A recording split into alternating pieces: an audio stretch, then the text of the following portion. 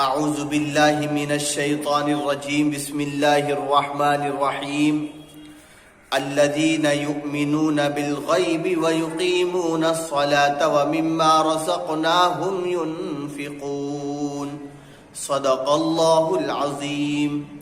محترم بزرگ و دوستو، یہ آیت سورہ بقرہ کی آیت ہے۔ شروع میں اللہ نے اس کا ذکر فرمایا،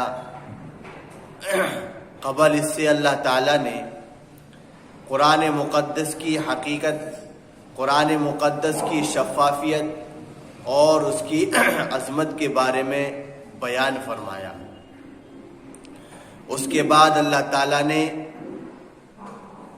ایمان والوں کی صفات، ایمان والوں کی اوصاف اور ایمان والوں کی تعریف بیان فرمائی ہے۔ جس کی تعریف خدا کرے، جس کا بیان، جس کے اوصاف، جس کی صفتیں خدا تعالیٰ کرے، تو اس کی کامیابی میں کیا شک ہے۔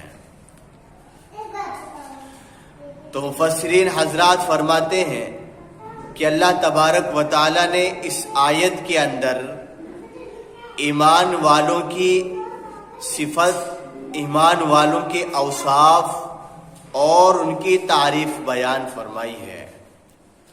اللہ ارشاد فرماتے ہیں کہ وہ غیب پر ایمان رکھتے ہیں، جن چیزوں کو انہوں نے دیکھا نہیں ہے وہ اس پر ایمان رکھتے ہیں، جیسے جنت و جہنم اور دوسری حکمت کی چیزیں ہیں، اس پر بھی وہ ایمان رکھتے ہیں۔ وہ سمجھ نہیں سکتے لیکن یقین رکھتے ہیں۔